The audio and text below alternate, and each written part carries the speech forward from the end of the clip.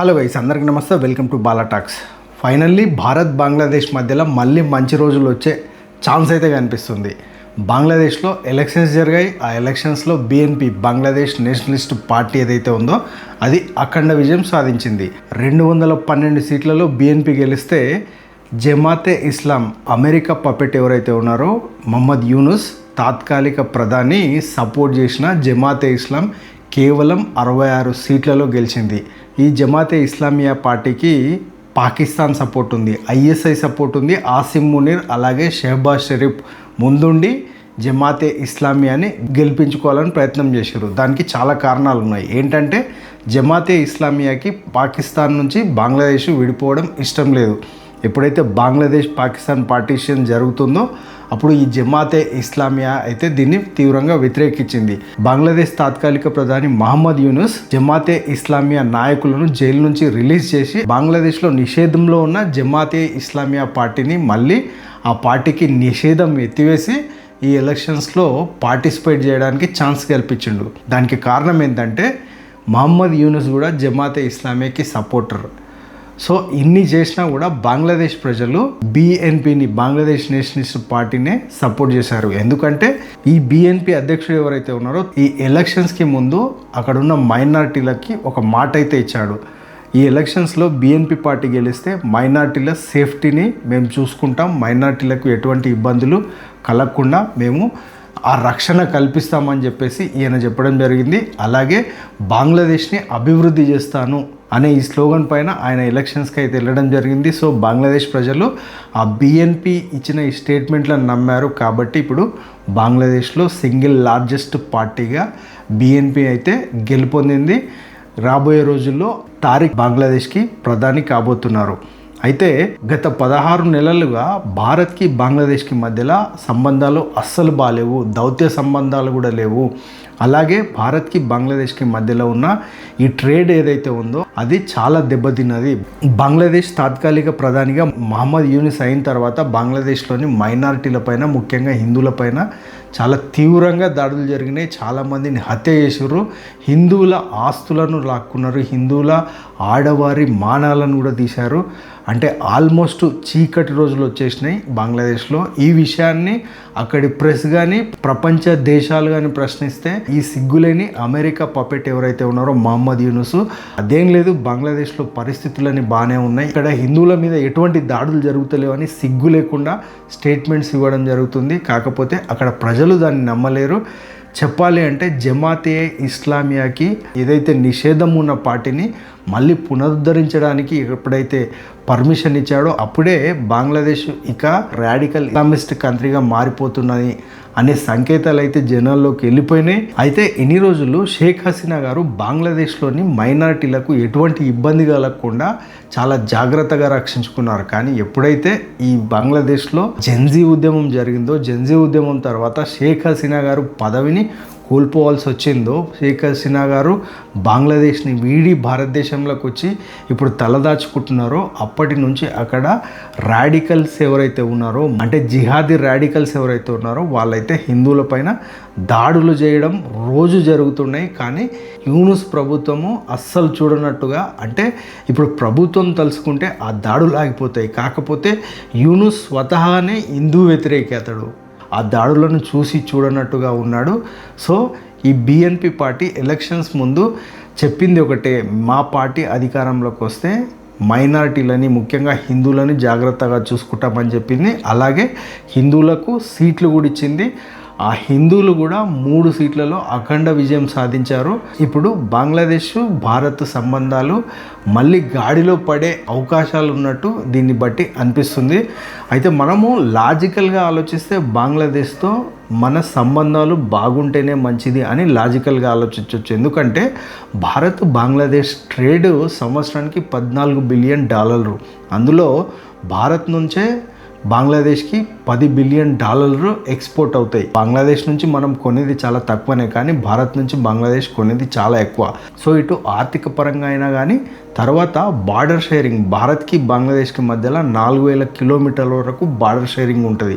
So ఆ border sharing దగ్గర కూడా భారత్ బంగ్లాదేశ్ ఈ సంబంధాలు బాగుంటే ఈ అక్రమ వలసలు, తర్వాత ఈ డ్రగ్స్, సో ఇవన్నీ ఈ మనీ లాండరింగ్ ఇవన్నీ జరగకుండా రెండు దేశాల బార్డర్ ప్రజలు ప్రశాంతంగా ఉంటారు.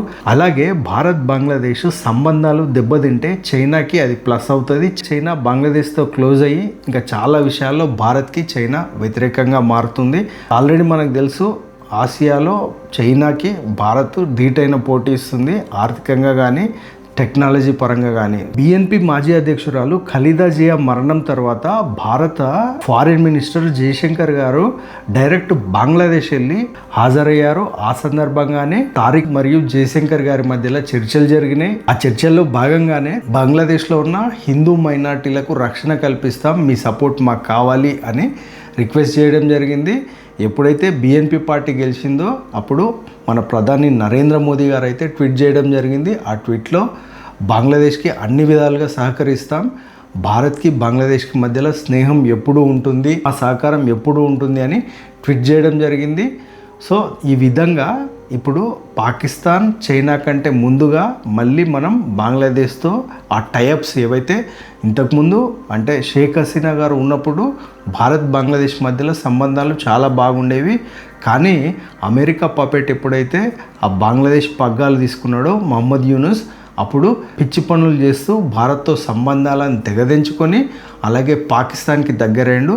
అంతకుముందు ఎప్పుడు పాకిస్తాన్కి ఆ బంగ్లాదేశ్ అయితే దగ్గర కాలేదు, ఎందుకంటే బంగ్లాదేశ్ పాకిస్తాన్ నుంచి విడిపోయిన కంట్రీ కాబట్టి బంగ్లాదేశ్కి పాకిస్తాన్ చేసిన అన్యాయాన్ని ప్రతి పౌరుడు గుర్తించుకుంటాడు. కాబట్టి బంగ్లాదేశ్కి పాకిస్తాన్కి మధ్యలో సంబంధాలు బాలేవు. కాకపోతే ఈ జమాతే ఇస్లామియా ఏదైతే ఉందో ఆ ఎఫెక్ట్ తోటి ఈ మహమ్మద్ యూనుస్ మళ్ళీ ఈ పాకిస్తాన్కి బంగ్లాదేశ్కి మధ్యలో రెండు దేశాలు కలవడానికైతే చాలా తీవ్రంగా ప్రయత్నం చేశాడు. దానిలో భాగంగానే రీసెంట్గా ఇస్లామాబాద్ నుంచి చాలామంది బంగ్లాదేశ్ వెళ్ళడము, బంగ్లాదేశ్ నుంచి పాకిస్తాన్ వెళ్ళడం జరిగింది. సో వాళ్ళిద్దరి మధ్యలో అంటే పాకిస్తాన్ బంగ్లాదేశ్ మధ్యలో కనెక్షన్స్ కలుస్తున్న టైంలో ఇప్పుడు ఈ ఎలక్షన్స్ రావడము, ఈ ఎలక్షన్స్ వచ్చి బిఎన్పి పార్టీ భారీ మెజారిటీతో గెలవడం అయితే భారత్కి కలిసి వచ్చే అంశము. అటు పాకిస్తాన్కి అండ్ అమెరికాకి రెండు దేశాలకి ఇది మింగుడు పడని అంశం. ఎందుకంటే పాకిస్తాన్ అమెరికా బంగ్లాదేశ్లో స్టెబిలిటీగా ఉండడానికి కోరుకోవు. బంగ్లాదేశ్లో ఎప్పుడు అల్లర్లు జరగాలి, ఆ అల్లర్లతోటి వీళ్ళు లాభాలు పొందాలనే ఆలోచనలతోటే పాకిస్తాన్ అమెరికా ఉంటుంది. ముఖ్యంగా ఆసిమ్ మునీరు, షహబాజ్ షరీఫ్ అయితే కలలు కన్నారు ఈ రెండు కలిసి మళ్ళీ బంగ్లాదేశ్ పాకిస్తాన్ కలిసి భారత్ పైన అనేక రకాలుగా సమస్యలు సృష్టించవచ్చు అనేసి ఈ యూనుస్, తర్వాత ఈ ఆసిమ్ మునీరు, తర్వాత ఈ షహబాజ్ షరీఫ్ ఎప్పుడు వీటి గురించి మాట్లాడుకోవడం ఇప్పుడు షాక్ ఇచ్చే అంశం వాళ్ళకి అనొచ్చు. ఎందుకంటే బంగ్లా ప్రజలు బిఎన్పి పార్టీని అత్యధిక మెజారిటీతో గెలిపించడం, వాళ్ళకి స్థానాలు ఇవ్వడం. అంటే ఇప్పుడు బిఎన్పి కూడా అంతకుముందు బంగ్లాదేశ్లో ప్రభుత్వాన్ని నడిపింది. అప్పుడు బిఎన్పి భారత్తో మంచి సంబంధాలు ఉన్నాయా అంటే పెద్ద మంచి సంబంధాలు లేవు. అట్లానే భారత్ని వ్యతిరేకించలేదు, న్యూట్రల్గా ఉంది. కానీ ఇప్పుడు భారత్ అవసరం బిఎన్పికి చాలా ఉంది. ఎందుకంటే భారత్ ప్రపంచంలోనే 4th లార్జెస్ట్ ఎకనామికల్ దేశం. అండ్ భారత్ నరేంద్ర మోదీ గారు ఒక ప్రపంచానికి ఒక ముఖ్యమైన నాయకులు కాబట్టి అందుకే ప్రపంచంలోని చాలా దేశాలు భారత్తో కలిసి పనిచేయడానికి ఇంపార్టెన్స్ ఇస్తున్నాయి. సో ఇప్పుడు బంగ్లాకు కాబోయే అధ్యక్షుడు తారిక్ భారత్తో సంబంధాలు బలంగా ఉండాలని కోరుకుంటాడు. కాబట్టి ఇది భారత్ బంగ్లాదేశ్ రెండు దేశాలకు కలిసి వచ్చే అంశము. కేవలము వ్యాపారంలోనే కాదు, జియోగ్రఫికల్గా అలాగే ఈ వాటర్ డిస్ట్రిబ్యూషన్ పరంగా కూడా భారత్ బంగ్లాదేశ్ కలిసి 54 నదులను పంచుకుంటున్నాయి, సముద్రాలను పంచుకుంటున్నాయి. సో ఎప్పుడైతే ఈ రెండు దేశాలు కలిసి పని చేస్తేనే ఈ వాటర్ డిస్ప్యూట్స్ కూడా లేకుండా రెండు దేశాలు హ్యాపీగా ఆ వాటర్ని వాడుకుంటూ రెండు దేశాల రైతులకు మేలు చేకూరుతుంది. అలాగే భారత్ నుంచి బంగ్లాదేశ్కి విద్యుత్తు, రా మెటీరియల్, టీ, కాఫీ పొడి, పత్తి ఎక్కువ మోతాదులో మనం వాళ్ళకి ఎక్స్పోర్ట్ చేస్తాం కాబట్టి భారత్కి బంగ్లాదేశ్ వ్యాపార పరంగా కూడా ఒక ముఖ్య భాగస్వామిగా భారత్ అయితే ఎప్పుడు గుర్తిస్తుంది. ఈ 16 నెలలుగా మహమ్మద్ యూనుస్ చేసిన కారణాల వల్ల బంగ్లాదేశ్లోని హిందువులపైన మైనారిటీలపైన జరిగిన ఆ దాడుల వల్ల భారత్ బంగ్లాదేశ్ మధ్యలో ఆ సంబంధాలు అయితే దెబ్బతిన్నాయి. సో ప్రస్తుతం ఉన్న ఈ సిచ్యువేషన్లో భారత్ బిఎన్పి పార్టీని బిలీవ్ చేస్తుంది. బిఎన్పి భారత్ని తప్పనిసరి కలుపుకొని పోతుంది. ఈ రెండు దేశాల మధ్యలో మళ్ళీ ఆ ఏదైతే స్నేహం ఉందో అది స్నేహం మళ్ళీ ఒక ట్రాక్ వస్తుంది.